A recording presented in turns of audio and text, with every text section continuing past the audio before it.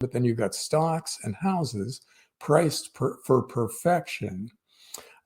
So combine lower consumer spending, maybe negative consumer spending because consumers are tapped out, with overpriced assets, and you get a classic crash scenario followed by a recession. And I think that's the most likely scenario in the U.S. And I'm less sure in Europe because Europe is a very complex situation right now. But the U.S. is classic. I mean, we've been through this 3 or 4 times in my lifetime.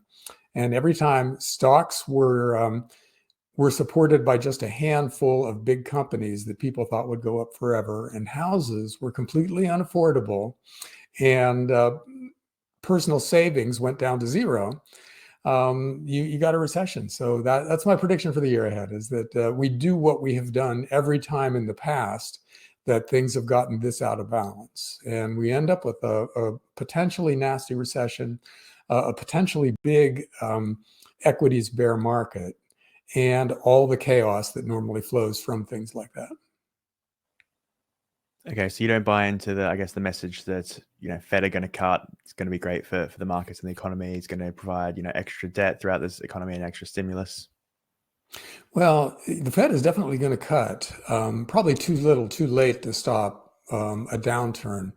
But they're going to cut aggressively when the time comes, because really all the Fed knows is easy money. If there's a problem in the world, they address it with lower interest rates and quantitative easing, and they'll be back to that without a doubt. But there's a limit to how much slightly lower interest rates can improve the situation of somebody who, say, is having to put day-to-day life on a credit card and is seeing their credit card interest expense go straight up, just totally parabolic from here. I mean, when you reach that point, there's not really much left to help you. You're going to have to default in some way, or else just cut back on your standard of living in a draconian way, which means you're not going to spend much out there regardless. And so many people in the US are in that situation.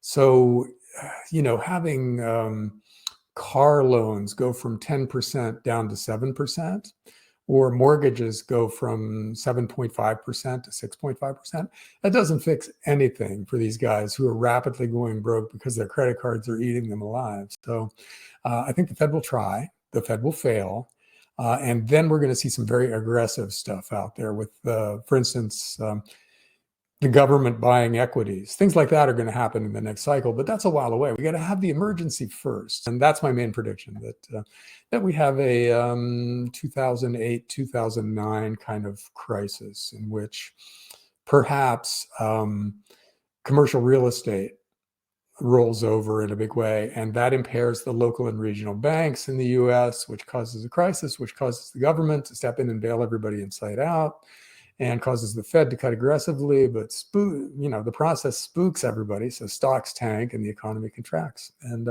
I think that's a scenario that at least some part of which is going to come true in the not too distant future. Okay. And it's hard to predict what's going to happen, but you see it being another credit event like we saw in 2008 to do with real estate. There's too much bad debt out there for there not to be some kind of a credit event, because, look what's happening with office buildings, for instance.